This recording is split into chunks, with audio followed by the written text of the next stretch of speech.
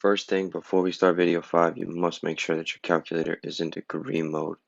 Alright, so what you need to do is you need to click that mode button that's right here and check to make sure that degree is highlighted.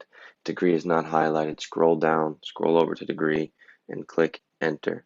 If you do not do this, all the work in your calculator is going to come out different than mine, and you're going to be confused as to why. So make sure your calculator is on degree mode, please.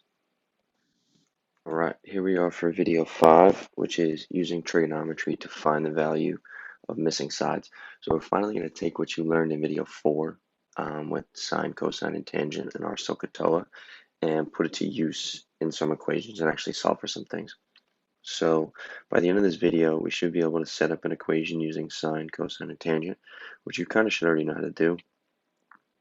Solve for the opposite and adjacent side, or solve for the hypotenuse. This we kind of already know how to do.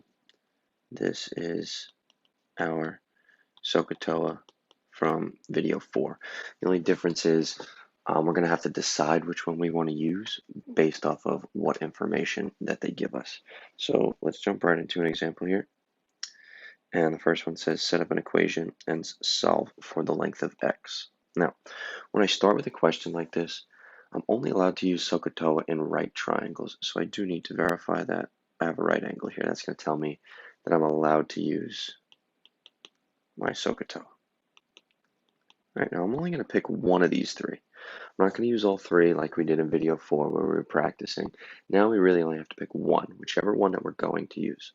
So what I start with is I always look at the angle first, 62, and now I'm going to label my information based off my 62.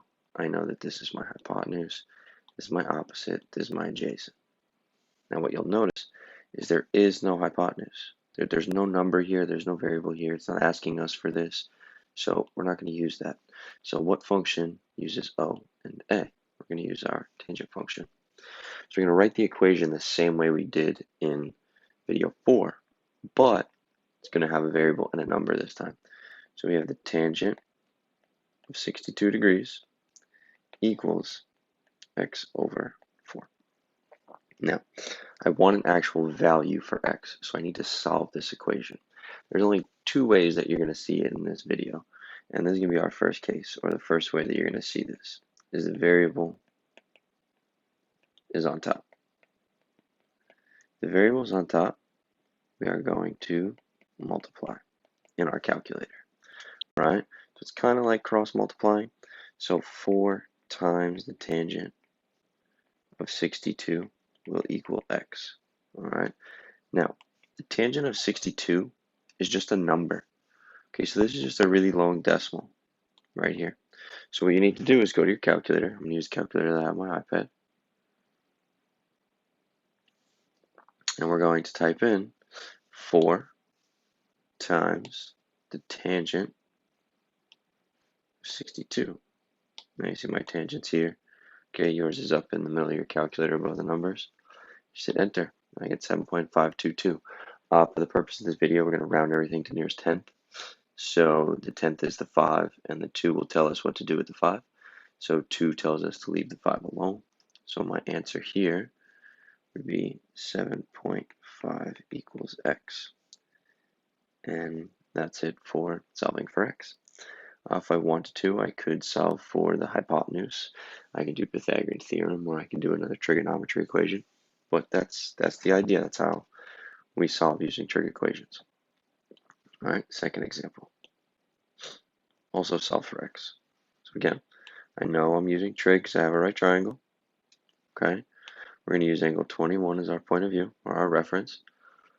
6 is my opposite, x is my hypotenuse, and this blank dot is my adjacent. So again, since there's nothing here, I'm not going to use it. So we got to think about the function that uses O and H. And that's going to be my sine function. So we go sine of 21 equals 6 over x. Now, this leads us into our second case. The variable is on the bottom. So case number 2, the variable is on the bottom. And instead of multiply, that's going to tell us divide.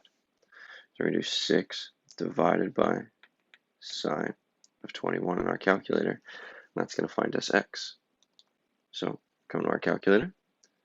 6 divided by sine of 21 in the calculator. And you get 16.74. And again, to the nearest tenth, we have 4 leaves the 7 alone. So we get 16.7.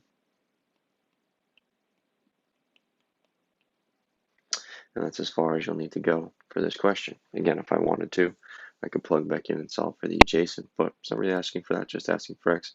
So that's where we're going to stop. All right, we're going to do 2 more examples, and then you're going to be on your own to try some practice. Okay, solve for y. So again, verify I have a right angle, so I know I can use SOHCAHTOA. Use 51 as my point of view. Y is my opposite, 12 is my hypotenuse, this is my adjacent. I don't have any number here, so I'm not going to use this. And what function uses O and H? You should know by now is my sine function. So we're going to have the sine of 51 equals y over 12. My variable is on top. That tells me I'm going to multiply. So 12 times the sine of 51 equals y. I go to my calculator. 12 times the sine of 51. Enter. I get 9.3. So we get 9.3 equals y. That's my final answer, and that's it. Okay, one more example together. Solve for k. So here we got 53, my right angle. K is my hypotenuse. This is my O. This is my A. I don't have anything here. So what function uses A and H? It's going to be my cosine. So we're going to do cosine of 53 equals 45 over k. Again, the variable this time is on the bottom, which tells me my calculator I'm going to divide. 45 divided by cosine 53 equals k. So go to the calculator, okay, and we got 45 divided by cosine 53. Divided by cosine 74 point. This time it's going to be 77, so this 7 is going to push this 7 to an 8. 74.8. All right, and that's it for solving for missing sides using trigonometry. All right, again, I know that we're not necessarily in class for this, so again, make sure you think about a summary for this, a question that you might have, all right, and definitely try some of these practice questions. Okay, don't just jump right to the quiz or don't just jump right to the CAS learning. Definitely try a couple of these practice questions. It will help you in the long run. All right. Also, I'm going to put this in the beginning of the video, but if I forget or if something happens and you missed it in the beginning, please make sure your calculator is in degree mode. The way you do that is you hit mode on the top of your calculator and make sure that degree is highlighted, not radian. All right, if you're in radian, you're going to get totally different answers than what I got here. All right, I'll see you guys in video 6.